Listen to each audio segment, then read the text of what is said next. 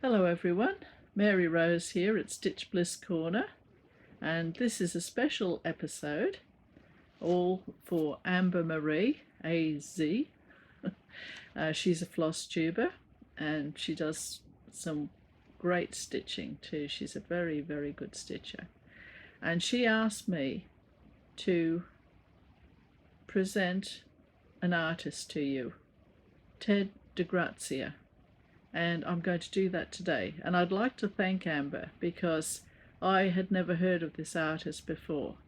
And I'm so glad that I know of him now because he's enriched my understanding of art. And what a fabulous man he was. An eccentric, well, I say it's eccentric in some ways, but very warm and human.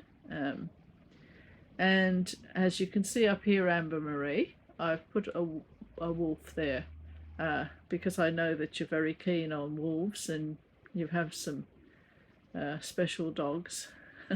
So that's also for you. So I'll just show you this first.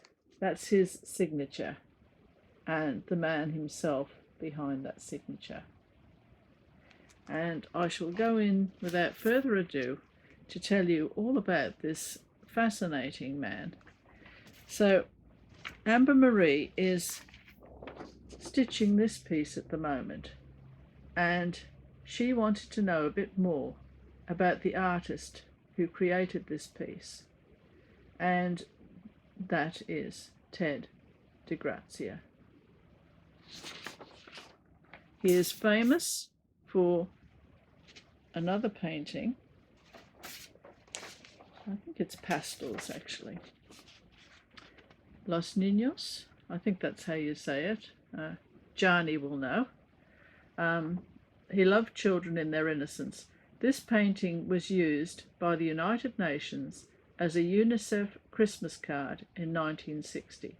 The proceedings for UNICEF greeting cards fund programs globally. So this is what made him a household name, you might say, but whether or not his name was actually connected to this on those Christmas cards, I'm sure his name was on the back and everything, but I don't know if people noted his name or not, but I guess they did. It's just that I obviously missed the message. There is a picture here of Ted DeGrazia of Tucson, Arizona, and he's with an actress, Celeste Holm, in 1960, and they're both holding the work there. And there he is, a very rustic looking man. He almost looks like a peasant there, doesn't he? Okay, so just for those who do not live in the US, I thought I would just show you a picture of the area where Ted DeGrazia was based. It's over here. That's California down there, I think. So there. And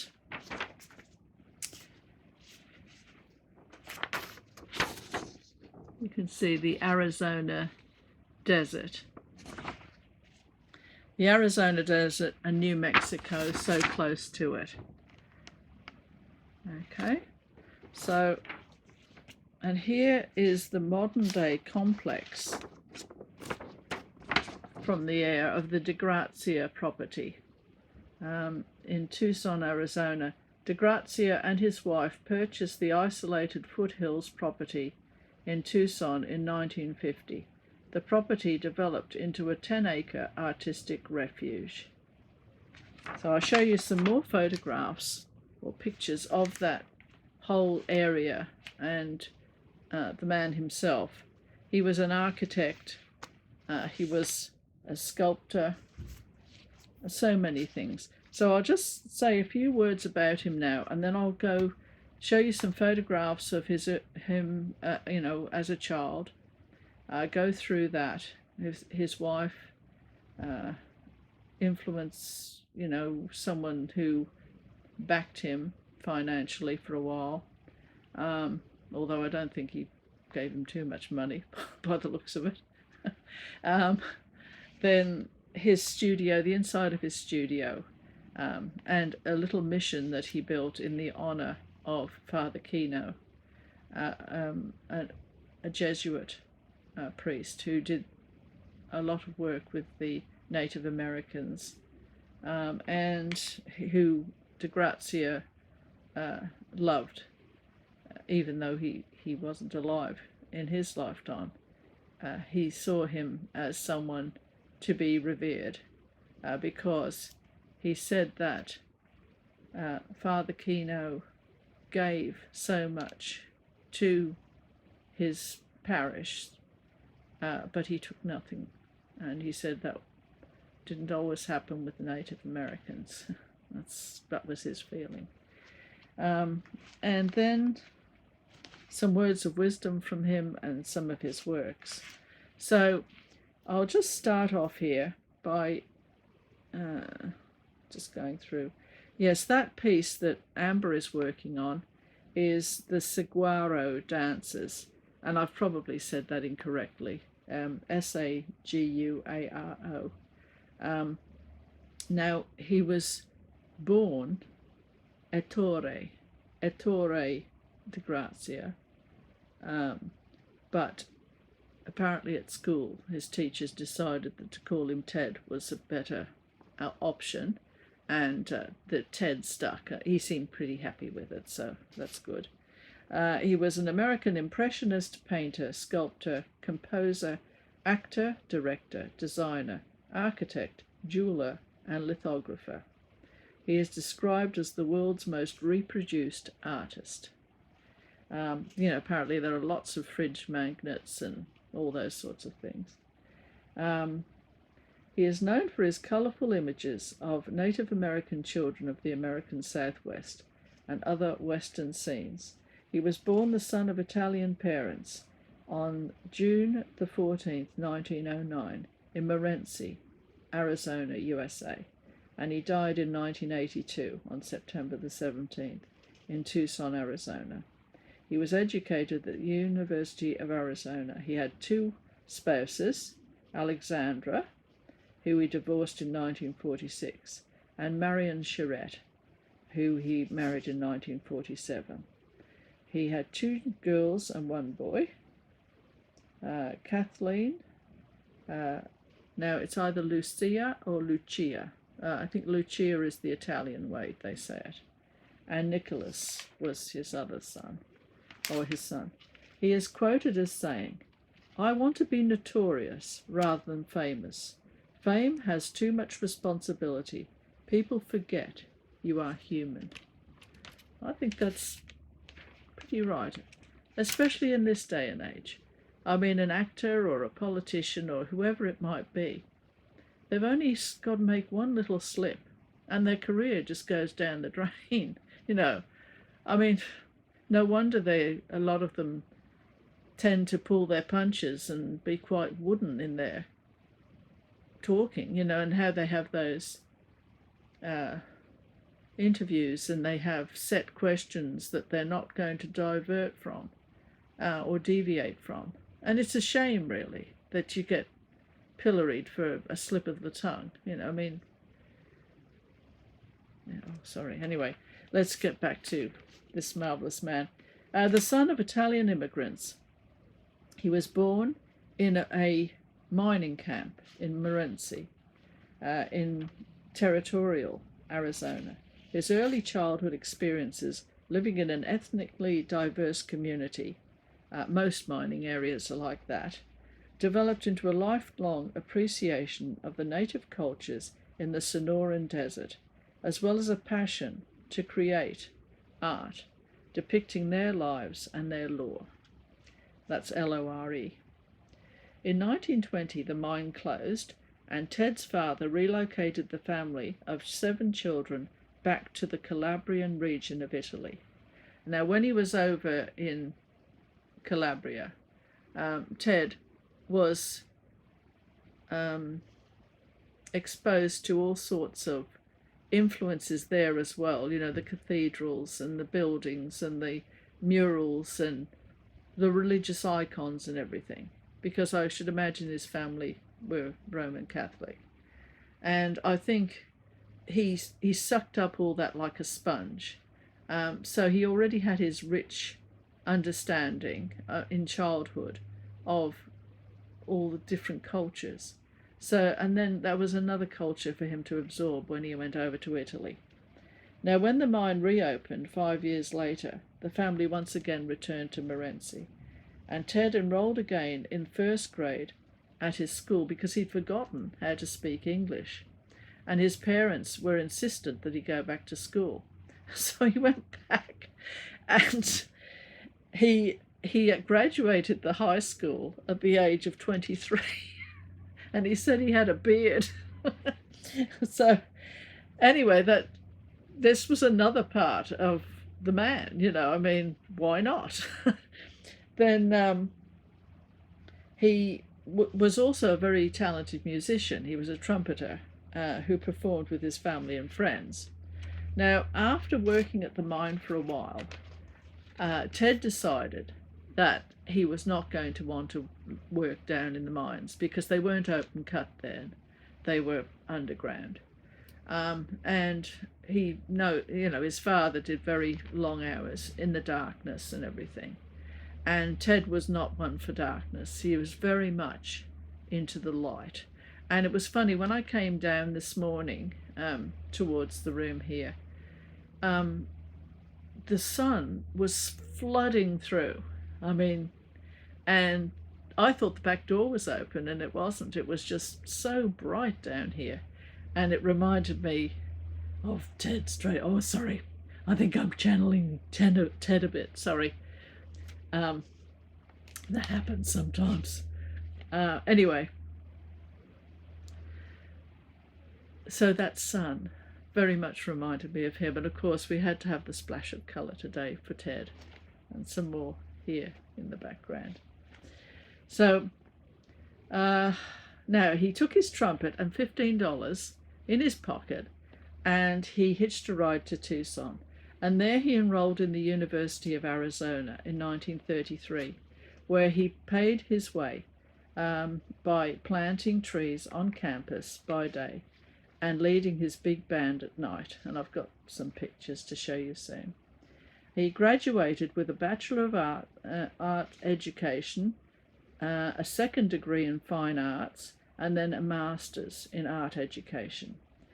During one performance, he met his first wife, Alexandra, who was the daughter of the Fox Theatre owner, Nicholas Diamos. And Ted and Alexandra got married in 1936, and Ted managed the theatres and he managed one in Bisbee for the Diamos family. The couple had 3 children, but divorced in 1946. I think she just got fed up with him wandering off into the desert and being away for, months on end, doing his painting and everything. He created his early paintings in Bisbee. By 1941, features were being published about the artist. Ted met 2 Mexican artists, Diego Rivera and Jose Clemente Orozco. Now, Diego Rivera, if McKenna is watching, she probably knows who this man is. And I'll let the cat out of the bag shortly on that one. Anyway, they sort of gave him a little bit of support there, and he became their intern. And Rivera and Orozco sponsored a one-man exhibition of DeGrazia's paintings at Palacio de Bellas Artes in Mexico. I've probably not pronounced that correctly, and I do apologize for that. DeGrazia returned to Tucson and found that no one was willing to exhibit his work. So he bought an acre of land and built an adobe studio, that's like mud bricks, in 1944. He met New York sculptor Marion, and she said his first words to her were, "Where have you been?" And he married her in the jungles of Mexico in 1947. And in the early 1950s, they bought the 10 acres and built Ted's Gallery in the Sun. DeGrazia's paintings, ceramics and other artworks were featured on an NBC newsreel and also a write-up in 1953 in the National Geographic magazine. In 1957, his fame reached a new height when UNICEF chose, it says here it was an oil painting, Los Niños, for a 1960 Christmas card that sold millions worldwide. Right, we're nearly finished with this bit. His gallery is visited by hundreds of thousands of people, and he protested inheritance taxes on his works of art in 1976 by setting fire to 100 of his own paintings. It was reported widely. Before he died, he established the DeGrazia Foundation for the permanent preservation of his art and architecture for future generations. Yes, he was angry about inheritance taxes because on paper he said that he was very wealthy, and I think the thought was that when he went, the inheritance tax is family would have to pay that, but they really didn't have much wealth in money. It was all in his works and his studio and everything. Something along those lines, anyway. He wasn't happy with that. So now I'm going to go through some pictures for you, because that always brings it all alive, doesn't it? Now, here's Ted with his trumpet, and that was in Italy in 1923. So there he is as a young boy. Then here he's on the far left with his, it says here, brothers and a friend. Well, it might be brother and friend. Oh no, he might have had brothers. Sorry, I just didn't look into how many brothers he had. So, and here's a picture of him as a young man in 1941. And look at those kind eyes, and intellectual eyes as well. One who was a thinker.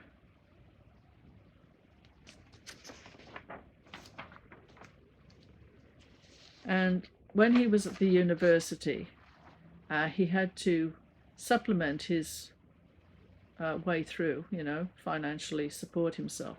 So he had a big band that he played at night, and he he planted trees on the university grounds as well for extra money. So that this is one of those nights is when he met his first wife after the performance. Now here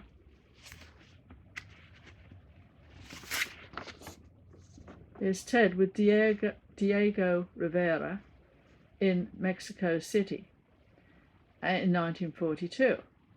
And guess who Diego was married to? Yeah, McKenna can tell you. None other than this lady. Frida Kahlo. So there you are.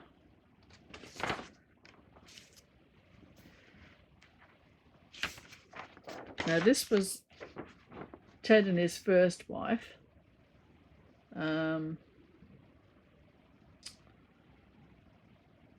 Her father owned many of the largest movie theatres in southern Arizona. So that's the obligatory wedding photograph. And here's Ted with someone that understood him extremely well. His second wife, Marion. And as I said, she understood his need for travel to spur on his imagination for his artworks, and she enabled him to wander as she managed the estate and business affairs. They look a very suitable couple, don't they? I suppose in the 70s they were seen as sort of hippies.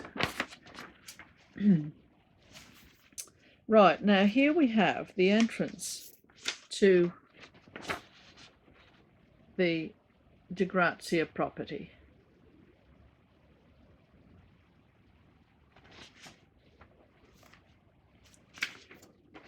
And here is his gallery in the sun that he built, because he said no one was willing to show his works off, so he built a studio. There's something he's got written here. Hang on a tick. The gallery was designed by me. I wanted to have the feeling of the Southwest. I wanted to build it so that my paintings would feel good inside. Now, he made design sketches. There's a sketch there of it.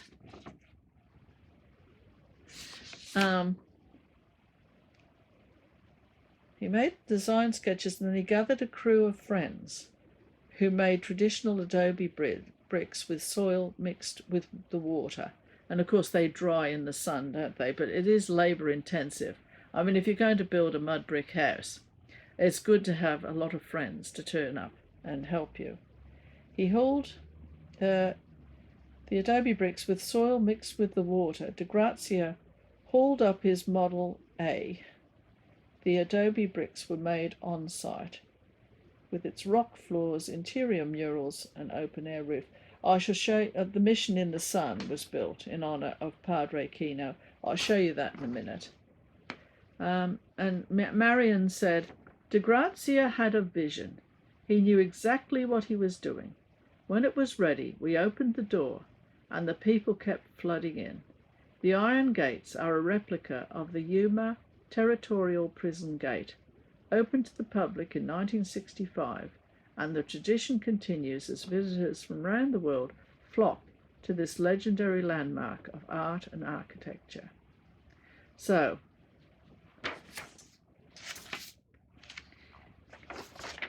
now there's the gallery in the sun, a closer up one, with the doorway in there. I've got a closer up pictures there. But what a setting. Look at that sky. He must have loved it. And here's the close-up of the gates, the replica. Entrance to the gallery in the sun. The iron gates are a replica of the Yuma Territorial Prison Gate. And he said, this is what Ted said, I like jails, but I like them better when the doors are open. And he said, the entrance he made to look like a mine, because he was born in a mining camp, and I like the idea of going into my gallery through a tunnel, and at the end of the mine there's gold. So, and then, see, that's the outside. And as you come in, the other side of the door, it looks like this, and there he is standing there. This is from a video that I'll have linked below, where you can hear him actually speaking. Ted in the gallery in the sun, just through the entrance, mine-like. The other side of the prison door, DeGrazia wanted it to look like a mine shaft. And you can see these pillars here, just like a mine. So he had great connections to that mining background of his family. Then as you come through, ahead of you is this, and that looks a bit like a mine-shaped doorway as well, doesn't it, through. And it says here the walls here were roughly mud plastered, and some had straw to add texture against which his paintings were displayed, because he said, you know, without walls you can't put your pictures up, and he just liked the idea of an extra bit of texture there. The cholla or cholla cactus on the floor, and I'll show you a closer picture of that in a minute. That's in the gallery in the sun, and it says the cactus pieces were cut and set into concrete. He described the floor as a magic carpet. And there's some of his works, of course, there on the walls. And here's a close-up of the floor with those cacti. They were cut into, I think he said, 5-inch slices and then set into the concrete. And he's got here of course, Harlequin's been doing all this. For those Flosstubers who find their husbands are a bit averse to their activities, just ask them what they think of, what you should be stitching next and all that sort of thing. It's amazing how they can pick up the cudgels and start running with them. I mean, I asked him a question about fabric, and it was game over. He was very interested in everything to do with stitching. So jumping, they were called like a jumping cactus, and he said they didn't jump anywhere, Ted. He said they didn't jump anywhere, but if you got too close to them, they had these barbs, and they would get into your skin, and it was very hard to get them out. So, that's just a little bit of some about that. Now, he had some celebrity guests, shall we say, and Vincent Price was one of them. And here he is with Ted. Ted's showing Vincent Price's gallery in the Sun. That's around 1968. And Vincent Price, for anyone who doesn't know, he had a very characteristic voice that was quite sinister, and his voiceover was used for a lot of horror films and that sort of thing. Now, when Ted was around 14, he modelled out of clay the face of Jesus, and he got his mother very angry because he baked it in her oven. He said usually she baked the bread in there 3 times a week, and anyway, he baked his clay in there. And here's a picture. Now, he was only around 14, but he's certainly got those features there, hasn't he? He said he was spiritual and believed in God. He said if a man chose the right way rather than the wrong way, that man was religious. So that was what Ted felt. And here is the man here, the priest that Ted was so taken with. And I think it was because he was so kind to the people that Ted cared about so much. That was the reason. And he Father Kino introduced cattle to the Native Americans. And here this is a picture here that Ted did. Here's Father Kino here on his horse. This is called Cowboys and Cattle. Here is Father Kino overlooking the cattle. DeGrazia loved his memory because he gave to the Native Americans but expected nothing in return. So it was very much the man rather than the religion, I think, for Ted. He respected him. And it says here, and I've got a picture here of the mission that Ted built on his property. I'll show you that in a minute. He built the Mission in the Sun as the first building constructed on his property in memory of Padre Kino, a Jesuit priest, and dedicated the mission to Our Lady of Guadalupe. And the Lady of Guadalupe was the Madonna of the Native American people. And in 1952, he built the Mission in the Sun as the first building constructed. Sorry, I'm repeating myself there. The Mission in the Sun was built in honor of Our Lady of Guadalupe. The roof is open to the sky, as it should be. And this is what Ted said. You can't close up God in a stuffy room. That's just, oh, it's mint, isn't it?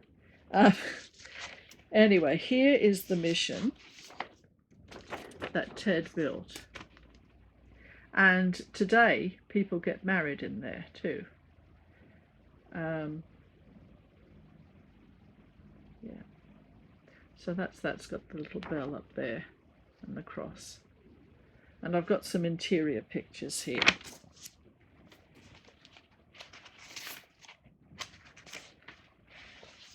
Well, there's Ted doing some constructive work there. He certainly gets right in there, doesn't he? Very busy man. Now the inside, there it is. And Our Lady of Guadalupe is there. And he said she had a coloured face, which is in keeping with the Native Americans, and they loved her.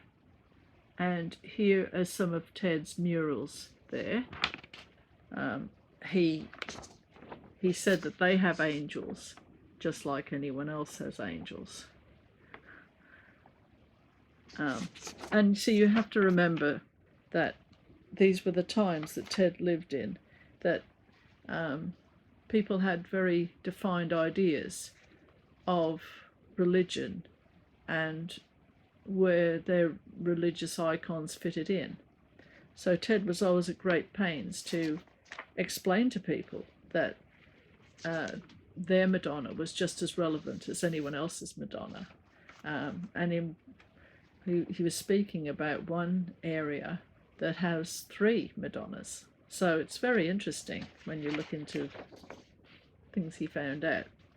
And from the inside of the building, it's open air, and as you can see, there's the cross that can be seen from inside the building. So here, just forgive me for a moment, there's where the light comes in, and when you look up, that's what you see. So very much the openness of the elements. And this is a close-up of Our Lady of Guadalupe in the altar there. He referred to her as the Indian Madonna, a face of colour that they loved.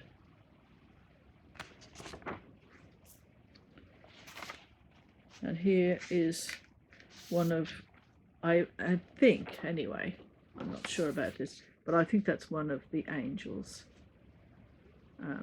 He painted a lot of angels for their culture. And here also is a very interesting picture. And this is Father Kino in coffin painting. And notice that he has a face, which with many of DeGrazia's paintings, he doesn't put a face, or he just puts 2 dots and a little curve for the mouth. So this was unusual in that way. But the sense of mourning and sadness is very much there, isn't it? And his hat there, his pilgrim hat. It's really quite moving. I've just got some little bits here. I'll just see if there's anything I have to tell you.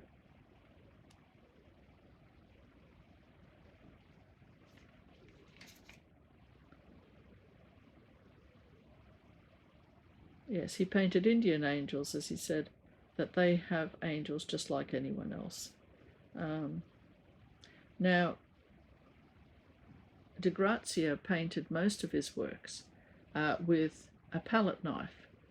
And the reason for that was, when he was first painting, he was so poor, he couldn't afford brushes. So he used a palette knife, which I thought was interesting.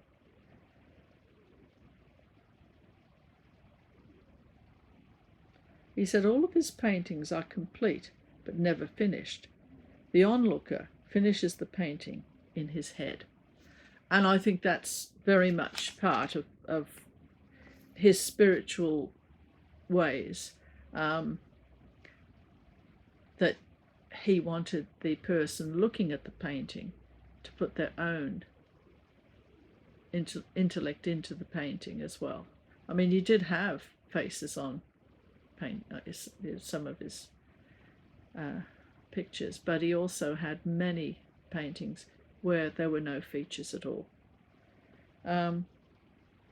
DeGrazia held to basic humanistic principles all his life. He sculpted and he painted the desert of southwest of Arizona and Mexico, Apaches and Navajos.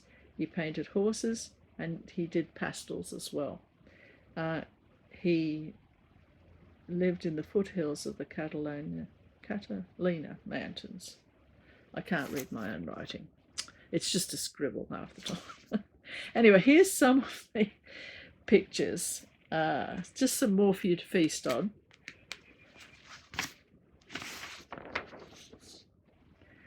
His contemporary works were very popular with Mexican people and Native Americans, but the American people initially just didn't get him. Apparently, see, he sold paintings in Mexico, but then when he went back to Arizona, he basically couldn't give them away. I mean, he could leave them out all night and no one would take them, he said. So, but of course, tastes change. At the time, people just weren't, into that sort of thing. And this one I really like. Look at the butterflies. That is just a feast of colour, isn't it? And movement, just lovely. I mean, he really knew colour and depth. Harlequin said he could make that into a cross stitch for me. I said, hang on. I've got quite a lot on my plate at the moment. And here is the baby and Joseph and Mary. I mean, how simple and yet how complex is that? And look at this horse. And it's palette knife strokes. But the colour. And if you're wondering where Scout is, he's up in my new Stitchy studio. I was going to do this Flosstube from there, but the lighting was absolutely not going to be working. So, he was the first resident to move in there, so he's up there. But that's good in a way, because I could put the picture for Amber up there, so that was okay. That reminded me of Scout, actually, this. Oh, that horse. You could look at it for hours, couldn't you? Right, anyway, sorry, I go off on a tangent. Now, here he is, burning some of his paintings. And someone said, when he sort of lit the fire, because he did it in a kind of a teepee shape, his hand was shaking and he was crying. Ted burning his originals in protest against the inheritance tax on works of art at the Superstition Mountains near Phoenix in 1976. And he had a great love for the Superstition Mountains. He used to trek through there quite a bit. Now here he is towards the end of his life there. That's a fine buckle he's got on his belt, isn't it? Now, here are some of his quotes, Ted's quotes. Journalist Gino Lorenzi Jr. went to meet DeGrazia and asked him some questions. Why he built the mission. I built it in 1952. It's a place to remember, a place where people begin to believe. He said he built it not just for believers, but for everybody. I asked him to tell me his thoughts about God, and his answer was, God can rock you in his arms like a child, or he can drown you in blood at the end of the universe. He is God. Next question.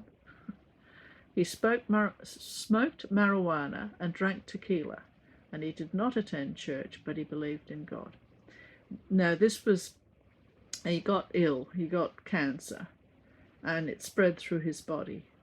and one of the nurses who treated him in his final days said he refused to take painkillers because he didn't have any painkillers when they nailed him to the cross. The nurse also said he struggled in his bed shortly before he died, and he told her, "I have to get out of here."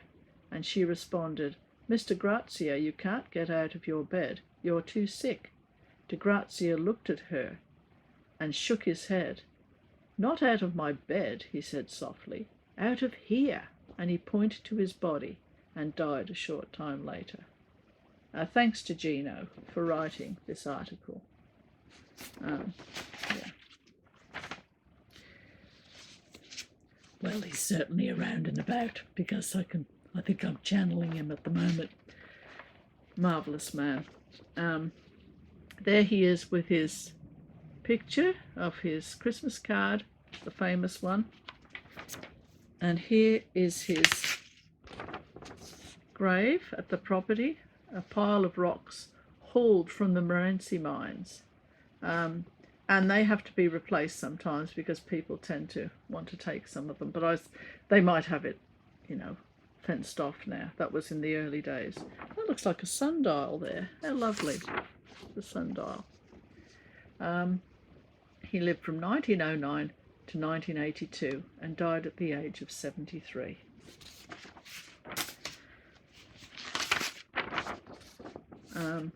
And his wife Marion, she had a grave at the property as well.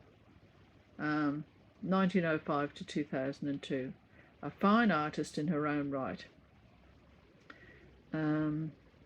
She moved to Tucson in 1941. So, now we'll just have a look and see if there's anything else to tell you. But I think Ted would tell me if he had anything else to tell you. He's very, sorry about the voice. I do have a little bit of that in me, actually, if I talk about, well, sometimes it just comes through. And anyway, I don't think Ted minds. I think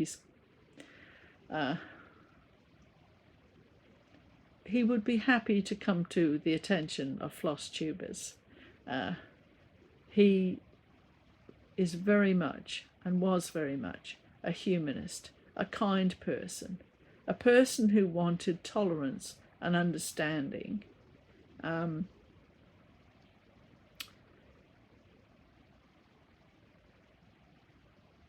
A gentle person. And he had a